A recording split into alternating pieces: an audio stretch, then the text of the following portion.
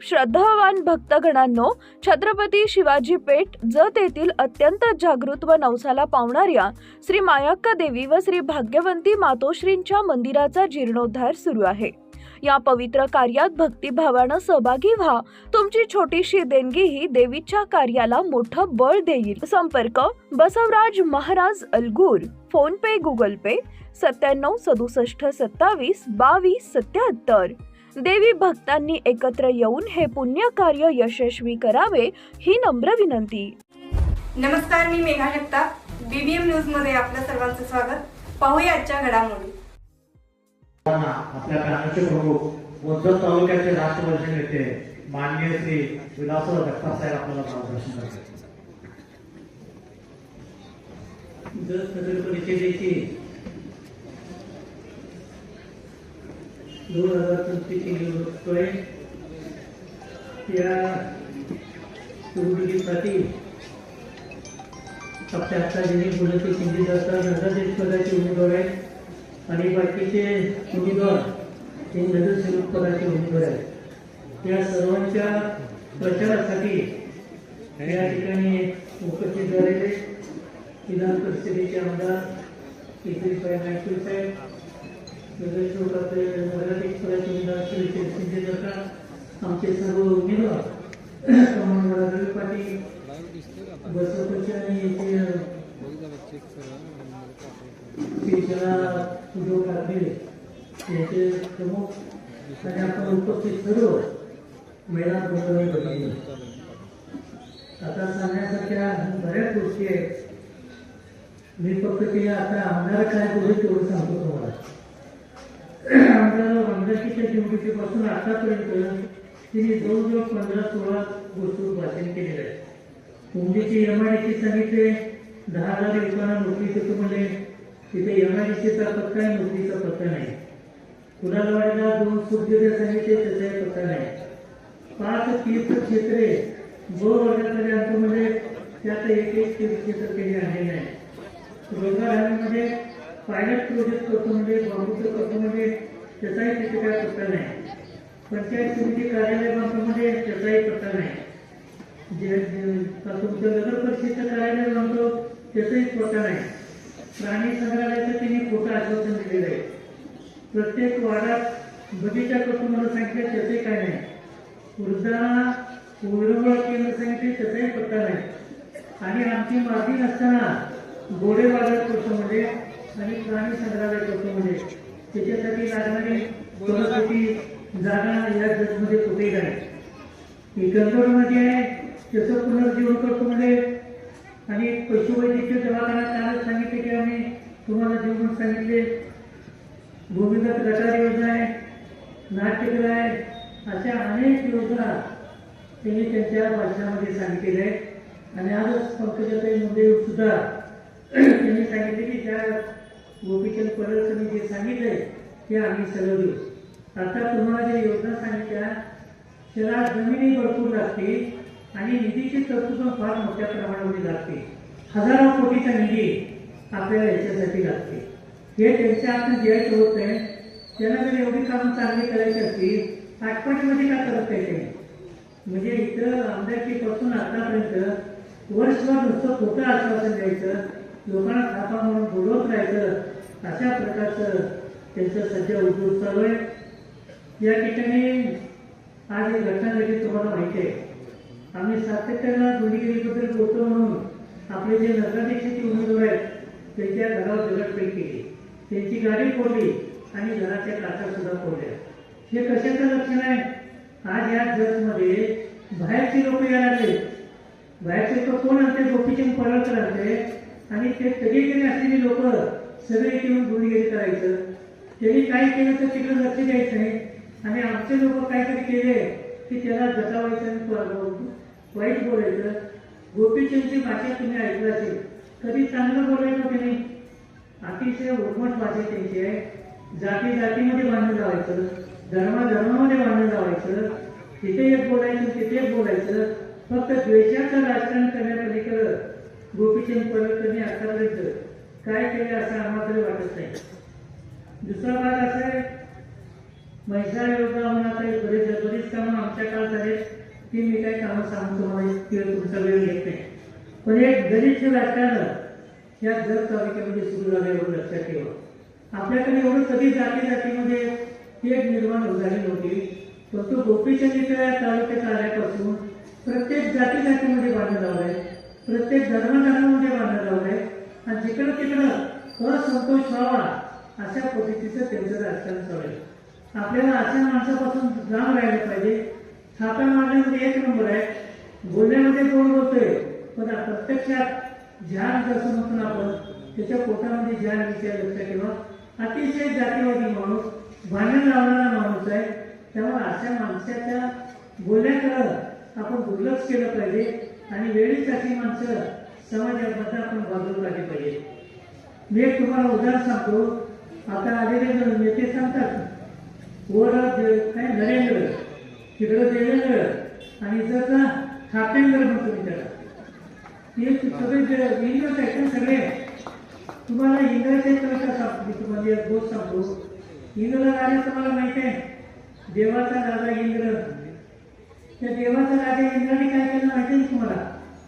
गौतम नावाचा एक ऋषी होता आणि त्याची पत्नी अहिल्या देवी होती. लक्षात ठेवा, त्या गौतम ऋषीची पत्नी अहिल्या देवी, त्या इंद्रानं त्या गौतम राजाचं पात्र घेऊन त्या अहिल्या देवीवर बलात्कार केलेला तो इंद्र आहे. आमचा देवेंद्र असा नाही, पण आमचा देवेंद्र काय करतोय? आमचा देवेंद्र पक्षावर बलात्कार करतोय. पक्षाच्या पक्ष फोडायचं, शिवसेना फोडली, राष्ट्रवादी फोडली, एवढं फोडून त्यांचं समाधान झालेलं आहे. आता फुटलेली शिवसेना पण फोडायची आता, आणि आहे ते राष्ट्रवादी फोडायची. फोडाफोडीमध्ये देवेंद्र सारखा माणूस जगामध्ये कुठे तुम्हाला सापडणार नाही. आपल्याला शकुनी महाराज होता माहिती महाराष्ट्रामध्ये. 100 शकुनी मिळाल्यानंतर हे देवेंद्रराव जन्माला येते. लक्षात ठेवा, म्हणजे एवढा हुशार आणि चतुर माणूस आहे. ही टीका केल्यामुळं तुम्हाला माहिती असेल, काल शहाजी बापूच्या घरावर त्यांनी सभा संपल्या शहाजी बापू सांगण्याची माझे आमदार त्यांच्या घरावर वेळ टाकली. लक्षात ठेवा, हे कशाचं लक्षण आहे? तुम्ही त्याच्यावर बोलला की तुमच्यामध्ये ईडी सीबीआय चौकशा लावायच्या आणि माणसाला हैराण करायचं काम करायचं. म्हणजे या देशामध्ये लोकशाहीचं धनाभोगत्याचं काम हे देवेंद्र फडणवीस करून चालू आहे. काय झालं आपल्या महाराष्ट्रामध्ये? अतिशय वाईट परिस्थिती या सरकारची चालू आहे. सध्या सरकारमधल्या मंत्र्याचा भ्रष्टाचार काढण्याचं काम हे देवेंद्र फडणवीस सरकार. लक्षात ठेवा, म्हणजे आपल्याच मंत्र्याला आपण ब्लॅकमेल करायचं आणि त्याचा जग करून आपल्या पक्षामध्ये समावेश करायचं काम देवेंद्र फडणवीस सरकार माणूस करायला लागले. त्याच्यापासून आपण सावध राहायला पाहिजे. अगदी नरेंद्र देवेंद्र पासून आपला ठाकरेंवर जर विचार केला, ही माणसं समाजाचा कुठलाही विकास करत नाही.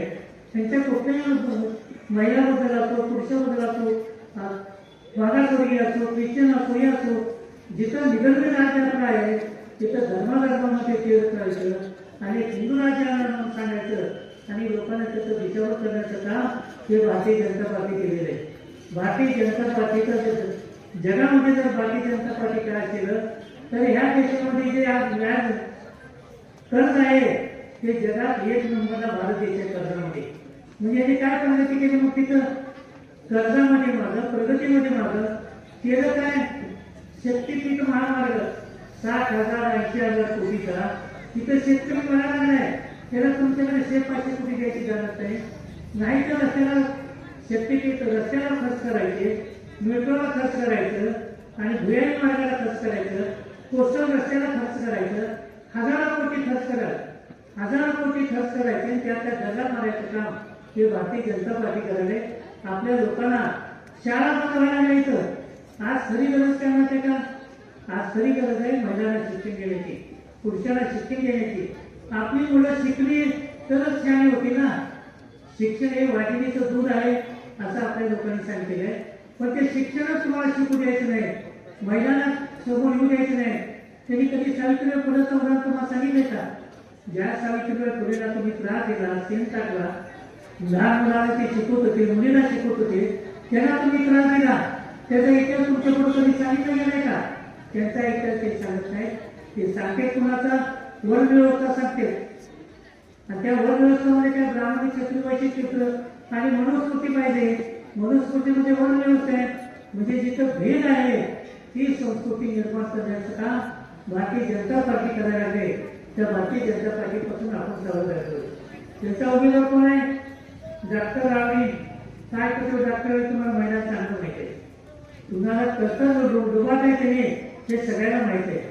तुमच्या पैशावर किती दवाखाने केले त्यांनी? 500 कोटीचे दवाखाने इथे केला, सांगलीला केला दवाखाना मोठा. जर सेनासाठी त्यांनी काय केलं? जे काय केलं पैसे मिळवण्यासाठी केलेला माणूस आहे. आणि कुठेही दवाखान्याच्या बाहेर तो येऊ शकतो का याचा तुम्ही विचार करा. जर समजा नगराध्यक्ष झाला, आता म्हणतो मी इथे 24 तास बसतो, कधीच्या आयुष्यात दवाखान्याच्या बाहेर कधी थांबले का सांगा. आणि त्याच्यापेक्षा कधी तुमचे 500 रुपये कमी केलेत का हेही तुम्ही सांगा. जे पैसे मिळवला तुमच्या जीवावर मिळाल्यावर लक्षात ठेवा तुम्ही. आता ते बोलताय तरी ते बोलू शकत आहे नाही. तर मानगाडी करायच्या म्हणजे ऑपरेशन करायचे आणि प्रचंड पैसा मिळून एवढी मोठी संपत्ती मिळवण्याचं कारण म्हणजे तुमचं माध्यमावर लक्षात ठेवा. म्हणजे अशी माणसं आणून तुम्ही करणार नाही त्यांच्याकडे, परत पैसे मिळवण्यासाठी उद्योग करणार ना. आणि त्यामुळे अशा माणसापासून आपण काही अपेक्षा करू शकत नाही, काही त्याच्याकडे होणार नाही. असा निश्चित माणूस आहे. त्याचे 25-30 वर्षाची कारकीर्द करा, काय त्यासाठी केलंय का त्याचा तुम्ही अभ्यास करा. मागच्या वेळेला त्याची मंडळी उभारणी पडली, त्याच्यानंतर सार्वजनिक कामामध्ये करा आल्या का दिवसाला. फक्त त्या पश्चिमच्या कोपऱ्यामध्ये तेवढं करून केला त्याला. काय केलं तिथं? 25-30 लाख रुपये गोपीचंद पिलाने सांगितलं, आम्हाला काय माहिती दिलेलं काय नाही. आता सध्या तुम्ही इथे जो ठरवायचे ते कुठल्याचं काय चालायचं करू बघा तुम्ही. कुठल्याचं काम कुठल्याही प्रकारे चालू नाही. मग पैसे कुठे गेले ते त्याचा हिशोब केला आमच्या समोर. तिथं पैसे कुणाकडे आले, कुणाकडे गेले, किती गेले, कुठल्या बँकेत तुमचं खातं आहे, सगळ्या समाजाला करू देणार. फक्त कामापुरतं बोलायचं, निवडणूक आली की बोलायचं, इतर वेळेस त्याचा काय पत्ता नसायचा. अशी माणसं तुमच्या पुढे त्यांच्यापासून आपण सावध राहायला पाहिजे. दुसरा उमेदवार आहे नगराध्यक्षाचा नानासाहेब शिंदे. पिढ्यान सांगितलं त्यांनी आम्ही एवढ्या पिढ्या राजकारणामध्ये जगसाठी काय केलं तुम्ही सांगा ना. तुमचा आजोबा सत्ता भोगला, तुमचा वडील सत्ता भोगला, तुम्ही सध्या सत्तेवर आहे का तुम्ही सत्तेवर? जिल्हा मार्केट कमिटीमध्ये तुम्ही चेअरमन आहे. काय त्या मार्केटमध्ये आम्ही केलं? जे तुम्हाला व्यापारी संकुलन दिसतंय ते माझ्या काळामध्ये केले लक्षात ठेवा. आणि त्या संकुलनाला जमदारी नाही तर जमदारी मांडायची तुमच्या वडिलाचं नाव देतो म्हणून सांगितलं. मी म्हणलं आमच्या वडिलाचं नाव द्यायची गरज आहे. म्हणलं ज्या छत्रपती शिवाजी महाराजनं महिलांचं संरक्षण केलं त्या छत्रपती शिवाजी महाराजचं नाव द्या म्हणून सांगून त्याचं नाव आपण छत्रपती शिवाजी महाराज केले. आता हे काही लोक त्यांचे नाव देत होते. तिथं ज्याला चांगले महाराज आहेत, बक्षी शिवाय छत्रपती शिवाजी आणि जे ओळखत आहे आमच्या सावित्रीबाई फुले आहेत, त्यांचा आदर्श लोकांपुढे ठेवा ना. आमच्या वडील काय ठेवायला लावायचं ना त्याचं नाव ठेवायला. त्यामुळे मी त्या नावाला विरोध केला. आम्ही सगळी नावं दिले तिथं. शिवाजी महाराज संकुल आहे, बाबासाहेब आंबेडकरचं नाव दिले, अहिल्यादेवी होळकरचं नाव दिले. सगळ्याची नावं मार्केट कम्युनिटी 20 याच्यावर असताना सगळी तिथे आपण नावं दिलेली. उद्देश काय त्याचा? ते चांगला आदर्श तुमच्या पुढे राहावा, तुमच्या पुढे राहावा आणि सगळ्याला चांगल्या लोकांचा आदर्श घ्यावा आणि सगळ्यांनी शिक्षण घ्यावं. हे त्याच्या मागचं आमचं सूत्र आहे. शिक्षण हे वाघिणीचं दूध आहे म्हणतात. ते सावित्रीबाई फुलेने तुम्हाला आज महिलांच्या शाळा किंवा महिला जे शिकले दिसते ती पुण्याची पुणे केवळ सावित्रीबाई फुलेची पुण्यावर लक्षात ठेवा. आणि ते फातिमा कोणतरी मुसलमानची कुठली त्या दोघीची पुणे त्या सिनेमाचा बरेच लोकांनी बघितलं असेल. त्या दोघीच आपण विसरतोय. आणि लोक ते महाराज लोकांचं त्याच्या ते एवढं फुटलेलं जातात. सगळे महाराज बदमाशाच्या लक्षात ठेवा. तुमच्या लिंगायत समाजापासून सगळे किती महाराज जेलमध्ये गेले? आसाराम बघू ते बरेच नाव मी सांगत आहे. रामदेव रामपाल जवळजवळ 3-4 महाराज सध्या जेलमध्ये लक्षात ठेवा. जन्मठेपेची शिक्षा भोगायला लागले. त्या महाराजांचा प्रश्न त्या भाजपने आमच्या समोर आलेले. म्हणजे लोकांनी तुम्ही देवपूजाच करत बसावं, शिक्षण घेऊ नये आणि अज्ञानामध्ये जग राहावं आणि बीजेपीचं राज्य सातत्यानं राहावं अशा प्रकारची भूमिका भाजपची असल्यामुळे तुम्ही सगळ्यांनी शान व्हायला पाहिजे आणि माणूस विज्ञानवादी झाला पाहिजे ना. तुम्ही विज्ञान सोडताय मला सांगा. तुम्ही सगळ्या महिन्यात तुमची मुलगी शिकत असताना तुम्ही एखादं व्रत करून चालतं का? समजा 16 सोमवार केला, 16 शुक्रवार केला आणि मुलगी अभ्यास केला नाही तर ती काय पास होणार आहे का? तिला शिक्षणानं पास झालं पाहिजे, तिला अभ्यास केला पाहिजे.